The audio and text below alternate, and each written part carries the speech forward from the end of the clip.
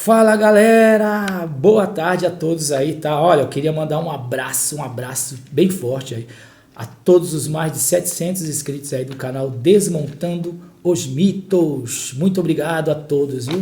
Aqui quem vos fala, se você tá chegando hoje aí no canal, eu me chamo Hélio Santana do canal Desmontando os Mitos, tá ok, galera? Eu só queria lembrá-los aí, caso vocês gostem do conteúdo, dê uma curtida aí no vídeo, por favor, assine aí ative o sininho de notificação aí, tá ok? E compartilhe, vamos compartilhar, é muito importante compartilhar também, galera, sabe? Esses conteúdos assim, eles servem para fazer o quê?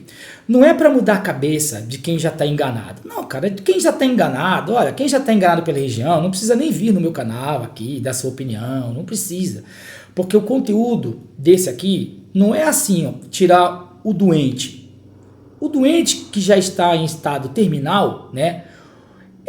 Ele vai morrer nessa doença religiosa, não tem jeito, né? Agora, para quem ainda tem aquela dúvida, né? Para quem ainda sabe que a religião não é a verdade absoluta, né? E que de repente por alguma certa questão ele está meio naquela assim, será que é verdade? Se não, esse conteúdo é realmente para essas pessoas. Por quê? Porque a lavagem cerebral religiosa ainda não foi incutida na mente dessas pessoas. Ou seja, essas pessoas sim têm salvação, né? De saírem, a salvação da que eu digo é a salvação de saírem do sistema fraudulento religioso. Agora, as demais pessoas, cara, que a lavagem cerebral já foi concluída com 100%, essas pessoas aí, cara, não adianta. Essas pessoas vão morrer achando mesmo que Alá é o verdadeiro Deus e que Maomé é o verdadeiro profeta. Essas pessoas vão morrer achando que realmente, Kardec, ele só estava escrevendo a verdade. Essas pessoas vão morrer realmente achando que Jesus Cristo ressuscitou e que é o verdadeiro Deus. Essas pessoas aí, elas vão morrer acreditando e tendo certeza absoluta que só a crença hindu é a verdade absoluta, que só os deuses hindus são a verdade absoluta. Então, para essas pessoas que realmente acham isso, não precisam nem assistir o canal. A partir do momento que a lavagem cerebral já foi concluída, vocês não precisam nem ficar assistindo o canal, não precisam também ficar comentando, porque vocês não conseguem comentar.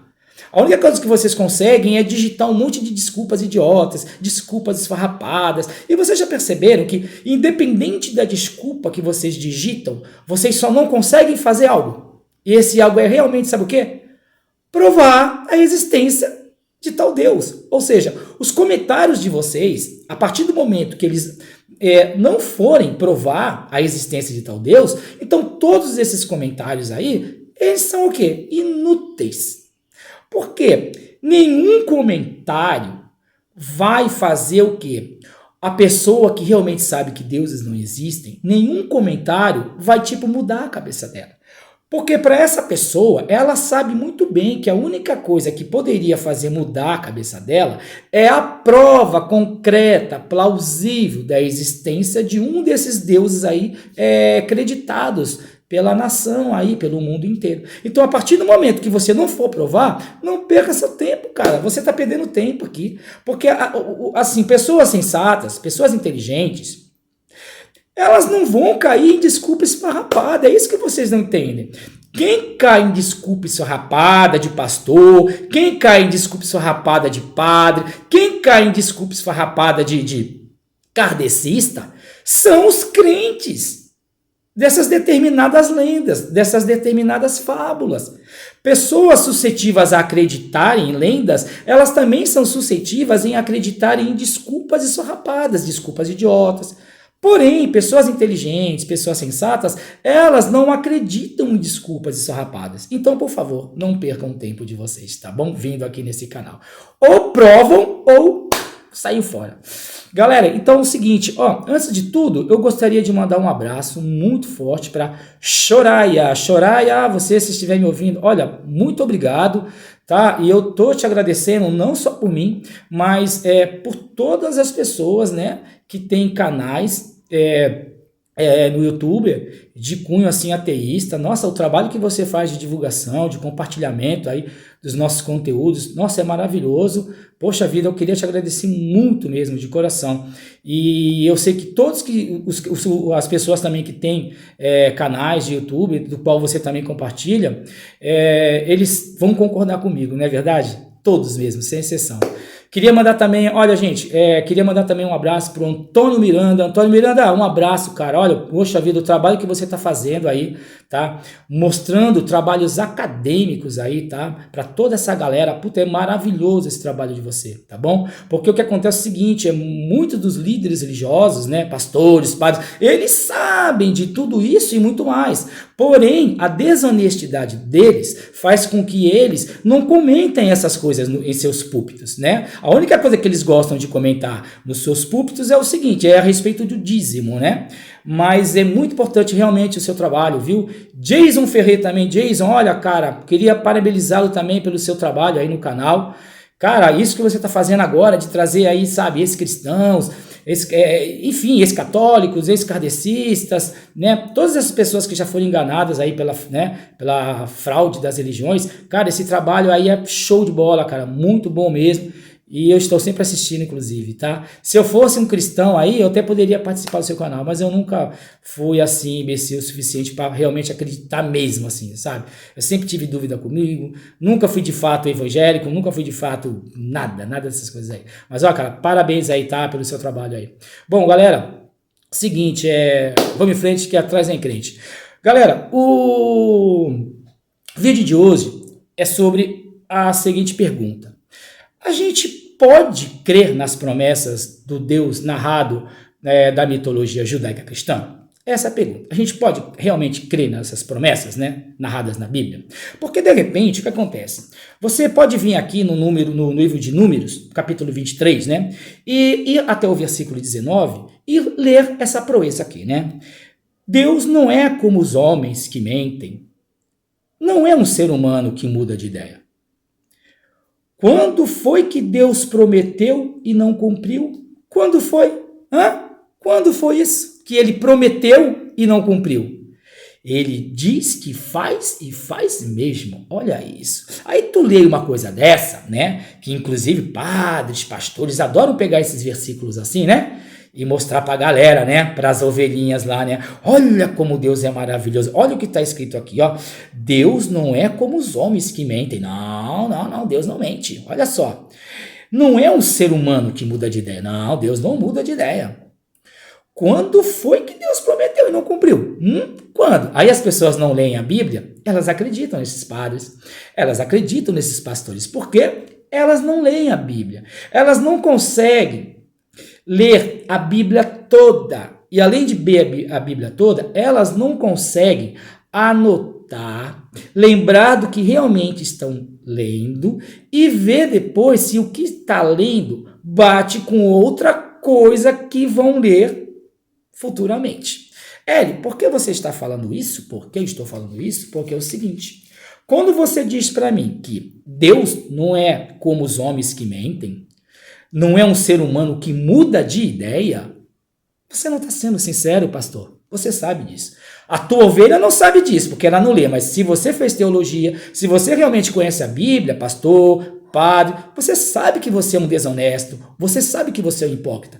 Por quê? Por que você também não lê para elas o seguinte? Por que você também não falam para elas abrirem no livro de 1 Samuel? Por que vocês não falam para ela abrir no livro de 1 Samuel, irem lá no capítulo 2 de 1 Samuel e irem no versículo 30 e lerem o seguinte? Sabe aquele Deus lá que não muda de ideia, tudo que ele promete ele faz? Olha só o que 1 Samuel capítulo 2, versículo 30, vai nos fornecer agora. Eu, o Senhor, o Deus de Israel, prometi no passado que a sua família e os seus descendentes me serviriam para sempre. Mas agora eu digo que isso não vai continuar. É isso aí, galera. É isso aí. A Bíblia é isso aí.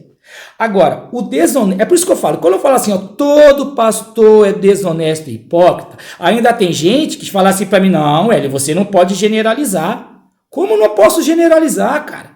Se o cara é pastor, ele fez teologia. Se ele fez teologia, ele é obrigado a conhecer a Bíblia. E se ele conhece que a Bíblia está afirmando categoricamente que esse Deus aqui, ele muda de ideia sim, como é que ele pode mentir no púlpito falando que esse Deus aqui não muda de ideia, gente? É isso que eu estou falando. Eu não estou falando da boca para fora que todo pastor e padre são desonestos e hipócritas. Não é da boca para fora. E eu também não estou generalizando. Eu estaria generalizando se alguns pastores e padres lessem algo e lessem depois também o que é contraditório àquele algo. Mas eles nunca fazem isso, cara. Eles nunca fazem isso. Eles apenas simplesmente vão lá, eles leem isso daqui, ó. Deus não é homem para mentir, nem o ser humano que muda de ideia. Aí é legal, né? Mas quando diz aqui que Deus muda de ideia sim, eles não leem. Eles não falam assim para suas ovelhinhas burras e idiotas que estão lá aplaudindo todas as mentiras que eles estão falando. Abram no seu livro aí de 1 Samuel, capítulo 2, versículo 30, e olhem só, eu, Senhor, o Deus de Israel, prometi no passado. Então, quer dizer, não é um Deus que você pode confiar nas promessas dele. Porque ele promete algo no passado, só que depois ele pode mudar de ideia. E isso não é o Hélio que está falando. Isso aqui, segundo as narrativas bíblica, é o próprio Deus que está afirmando. Não confia em mim, porque eu não tenho palavra. Talvez o que eu falar no passado lá, eu vou mudar de ideia no futuro. Então, o que eu falo não se escreve, hein? Olha só, eu, Senhor, o Deus de Israel, prometi no passado que a sua família e os seus descendentes me serviriam para sempre. Mas agora eu digo que isso não vai continuar. Então, não adianta, ô cristão, não adianta você querer vir falar que isso aqui não é uma contradição, não adianta você vir, sabe por quê? Porque a Bíblia está recheada de contradições, a Bíblia está recheada.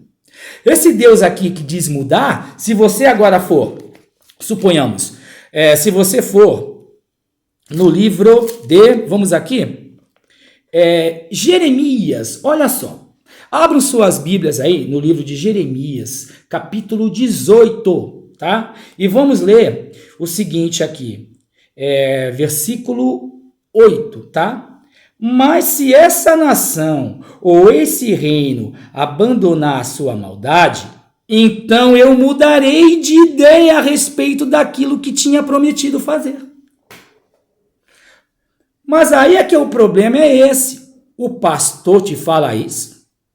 O teu padre te fala isso, ovelha? Lógico que não, ele não lê essas passagens. Por que ele não lê essas passagens? Porque se ele lê uma passagem da qual o próprio Deus está falando que muda de ideia, muda de opinião, você vai ficar, porra, peraí, tem alguma coisa errada aí. Por quê? Eu não posso crer num suposto Deus que está toda hora mudando de opinião.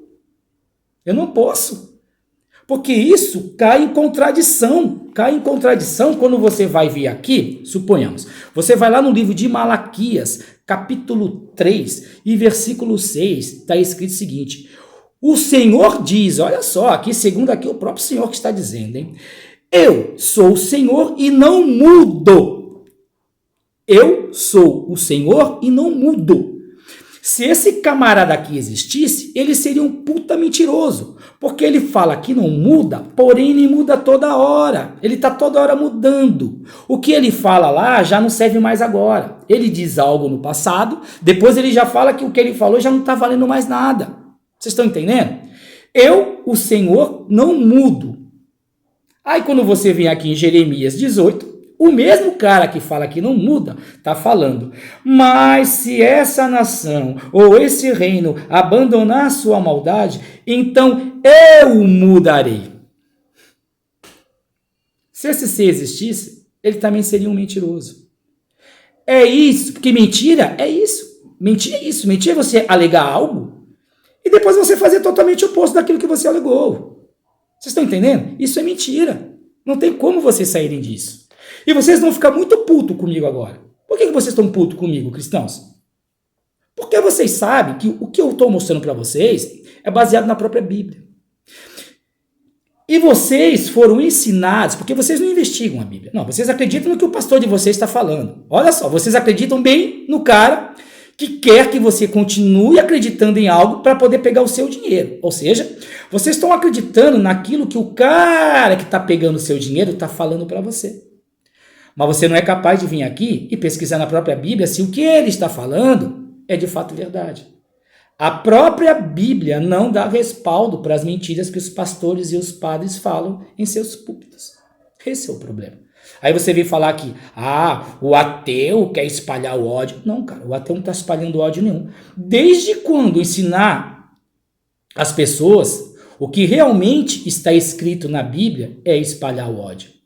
Então espalhar o ódio para vocês é isso. É ensinar, mostrar de fato o que realmente a Bíblia está dizendo. Isso é espalhar? Então vocês estão falando para mim que a palavra do Senhor, então, é um livro de ódio? Porque se eu leio o que está escrito, eu estou espalhando ódio? Complicado, né? Vocês falaram que quando a gente lê a Bíblia para vocês, a gente está espalhando ódio. Porque eu não estou lendo revista pornográfica, eu não estou lendo nenhum tipo de revista aqui fora da Bíblia. Eu estou lendo apenas o que a Bíblia está mostrando na cara dura. Na cara dura, a Bíblia está falando, eu sou o Senhor e não mudo. E depois, na mesma cara dura, a Bíblia está falando, eu sou o Senhor e eu mudo. É problema. É isso que vocês não querem admitir. Que sim, a Bíblia é cheia de incoerências e contradições. E não são pequenas não, são gritantes. Olha só, eu posso também vir aqui, vocês podem aí abrir suas Bíblias aí, no livro de Êxodo, tá? Capítulo 32, versículo 14, tá? Vamos acompanhar a leitura comigo aqui, ó. Então, o Senhor Deus mudou de ideia e não fez cair sobre o seu povo a desgraça que havia prometido. Em algumas traduções, vai vir assim, então o Senhor Deus se arrependeu da ideia e não ia fazer cair sobre o seu povo a desgraça que havia prometido. Porque mudar de ideia e se arrepender é a mesma coisa. Ele mudou de ideia, ele se arrependeu. Vocês estão entendendo? Só que tem um problema com essas afirmações, um problema muito grave. Porque em Números 23, versículo 19, está falando que Deus não é como os homens que mentem. Não é um ser humano que muda de ideia. Então, peraí, em qual versículo eu devo acreditar? No versículo que diz que Deus muda de ideia? Ou no versículo que diz que Deus muda de ideia assim? Lembrando que, se eu for acreditar num versículo, eu tenho que excluir o outro versículo. Se um está sendo verdadeiro, o outro está sendo mentiroso e enganoso. Então, sim, há mentiras e enganações na Bíblia, sim. Porque você não pode dizer que as duas afirmações são verdadeiras. A não ser que você seja muito desonesto e muito hipócrita. Se você falar para mim que é verdadeira a ideia da qual Deus diz que ele não muda de ideia, como também é verdadeira a ideia de dizer que Deus muda de ideia. E aí, cristãos? É o ateu que espalha ódio? É o ateu que está levando mentiras? Ou você está muito puto com o ateu, porque o ateu está te mostrando que tudo que o seu pastor lá falou para você, de que a Bíblia não tem contradições, é o ateu que tem que te provar dentro da própria Bíblia que sim. E não são uma, duas, três, quatro, cinco, não, são várias, são várias. A gente pode também ir no livro de Gênesis, olha só que beleza. A gente pode ir no livro de Gênesis, tá? Capítulo 6, tá ok? Versículo 6, olha o que está escrito, ó. E o Eterno se arrependeu, o Eterno se arrepende, e o Eterno se arrependeu de ter feito o homem na terra, e isso pesou em seu coração. E o Eterno disse, farei o homem que criei desaparecer de sobre a face da terra, desde o homem até o animal, o réptil e a ave dos céus, porque me arrependi. Deus se arrepende, né? Me arrependi de os haver feito. Aí você pode falar para mim, mas poxa vida, o que tem? Deus pode tudo, Deus pode se arrepender também. Sim, poderia, Deus pode se arrepender. Poxa vida, o homem pode se arrepender, por que Deus não poderia se arrepender também, não é verdade? Por que Deus não poderia? Poderia se arrepender sim. Poderia se arrepender sim, desde que jamais dissesse que não se arrepende. É esse que é o problema. E eu estou tentando aqui colocar na cabeça de vocês que esse é o problema. Então, por favor, entendam bem o que eu estou falando. Eu não estou falando que Deus não pode se arrepender. Não, cara, eu posso me arrepender. Sabe, todo mundo está sujeito a se arrepender. Se Deus existisse, ele poderia se arrepender também. Qual é o problema de Deus se arrepender? Se ele pode tudo. Do contrário, né? Se ele não pudesse se arrepender, então ele seria um ser limitado. Tem coisas que ele não pode. Então ele não é onipotente, não é verdade? O problema é a mentira. Entendeu? O problema é esse mesmo ser falar que ele não se arrepende. Aí é o problema. Porque se ele se arrepende e diz que não se arrepende, ele está mentindo. E quando você lê aqui, Deus não é homem para se arrepender, nem para mentir, isso aqui já é uma mentira. Porque a partir do momento que ele diz que não se arrepende e se arrepende, ele já está mentindo quando diz que não se arrepende. Então aqui a gente vê, além de um arrependimento, a gente também vê uma mentira. E esse que é o problema. O problema não é se arrepender, o problema é mentir, dizendo que não se arrepende. Então o Deus descrito na Bíblia, ele é um mentiroso sim, com certeza, e de carteirinha, tá? A gente pode pegar mais aqui, mais passagem, o que não falta aqui é passagem. Olha, graças a Deus, o que não falta aqui na Bíblia, aqui, né? São passagens provando o que eu estou falando. Ó, você pode também abrir aí sua Bíblia aí, 1 Samuel, tá? 1 Samuel capítulo 15, versículo 29. Olha só. O glorioso Deus de Israel não mente, nem muda de ideia. Ele não é um ser humano e por isso não se arrepende. Ou seja, está falando que esse Deus aqui não mente, nem muda de ideia e nem se arrepende. Mas quando a gente vai procurar se isso é verdade dentro da própria Bíblia, a gente é pego de surpresa com esses textos que afirmam categoricamente sim, que Deus muda de ideia, que Deus está toda hora se arrependendo, e não são poucas vezes, tá ok? Olha aqui, você pode abrir aí o seu livro aí, no livro de Reis, tá ok? Livro de Reis, capítulo 20. Olha só que história maravilhosa, ó. Por esse tempo, o rei Ezequias ficou doente e quase morreu. O profeta Isaías foi visitá-lo e disse, olha o que o profeta Isaías disse aqui para Ezequias, né? O Senhor Deus diz, olha só, é o Senhor Deus que está dizendo, né, para Isaías falar isso para Ezequias. O cara que não se arrepende, o cara que não mente, olha o que ele está falando. O Senhor Deus diz, põe as tuas coisas em ordem, porque você não vai sarar. Apronte-se para morrer. Então Ezequias virou o rosto para a parede e orou assim, ó Senhor Deus, lembra que eu tenho te servido com fidelidade e com todo o coração e sempre fiz aquilo que querias que eu fizesse. E chorou amargamente. Isaías saiu do quarto em que o rei estava, mas antes que tivesse passado pelo pátio central do palácio, o Senhor Deus lhe disse, volte. Olha lá o Deus que não se arrepende, olha o Deus que não muda de ideia falando agora para Isaías, ó. Volte e diga o seguinte a Ezequias, o governador do meu povo. Eu, o Senhor, o Deus que não muda, o Deus que não se arrepende. Eu, o Senhor, o Deus de seu antepassado Davi, escutei a sua oração e vi as suas lágrimas. Eu vou curá-lo daqui a 3 dias. Você irá até o templo. Vou deixar que você viva mais 15 anos. Livrarei você e esta cidade de Jerusalém do rei da Assíria. Defenderei essa cidade por causa da minha honra e por causa da minha promessa. Que eu fiz a quem? A quem? A Raimundo Nonato? Não, ao meu servo Davi. Então Isaías disse, né? Olha só, então, o cara deixou Isaías caralho, eu vou lá, o senhor fala pra mim falar pro cara que ele vai morrer, caralho. Agora o senhor fala pra mim que já mudou de ideia, porra. Que ele não vai morrer mais. Porra, se decida aí, cara. Tu muda de ideia ou não muda de ideia, porra? E o rei Ezequias perguntou, né?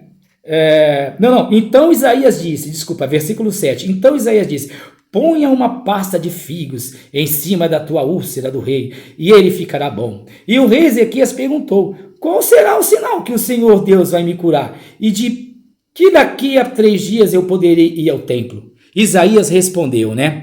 O Senhor lhe dará um sinal, para provar que vai cumprir com a sua promessa. Olha só. Aí quando você pede um sinal de que Deus realmente existe, sabe o que os cristãos vêm me falar? Ai, Hélio, você não pode tentar a Deus, Hélio. Ai, Hélio, você não pode pôr Deus à prova. Porra, como não, caralho? A Bíblia tá toda ela falando que uma galera aqui põe esse Deus à prova. Olha aqui, tá escrito aqui, ó. Aqui, ó. Ezequiel tá testando sim Deus. Olha o que ele tá falando aqui, ó. Qual será o sinal que o Senhor Deus vai me curar?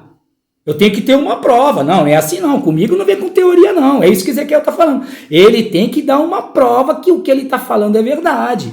Aí no versículo 8, é isso que ele justamente faz. Ó. E o rei Ezequias perguntou, porra, mas qual será o sinal de que esse senhor aí vai me curar? E de que daqui a 3 dias eu poderei ir ao templo. Então ele está testando sim Deus.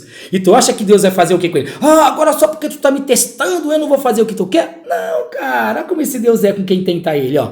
O Senhor lhe dará um sinal para provar, hein? É para provar, olha aí, vamos bater palma, galera. É o seguinte, ó. Como dizem que nesse livro aqui, né, tal Deus não pode fazer acepção de pessoas, ou seja, ele não pode tratar um homem de uma maneira e tratar você de uma outra maneira, não é verdade? Como aqui Ezequiel tentou a Deus, e Deus aqui, em vez de ficar fudido com Ezequiel aqui, não, ele foi lá, não, tudo bem, Ezequiel, você está precisando de uma prova? Tudo bem, eu vou te dar uma prova, tá bom? E deu uma prova a Ezequiel. Faça você mesmo, então, agora, cristão, olha aí, você aí que está aí, será que Jesus realmente existe? Ó, Senhor Jesus, vou até falar aqui agora, ó, Senhor Jesus, em nome de seu Pai amado, se você existir agora, apareça aqui na sala, apareça aqui nesse vídeo, se mostre para todo mundo agora, acabe com o ateísmo, aqui, ó, apareça agora aqui, prove que você não faz acepção de pessoas. Cri, cri, cri, cri, cri. Entendeu? É isso aí, galera. Na Bíblia, tudo é possível. Por quê? Papel aceita qualquer merda. Papel, aprendam isso, ó. Papel aceita qualquer merda. Papel aceita qualquer merda. Papel aceita qualquer merda. Na vida real é diferente. Vá você aqui tentar tal Deus, que nem Ezequiel tentou. Vai você querer uma prova física aí. Você não vai ter, porque a vida real é diferente das merdas que se escrevem nos papéis. É isso que tu tem que entender. Então, continuando aqui, né? Esse Ezequiel foi lá, ainda tentou lá o Senhor Deus. Eu quero uma prova. Comigo é o seguinte, eu tenho que ter uma prova. Aí no papel, que tudo é possível, né?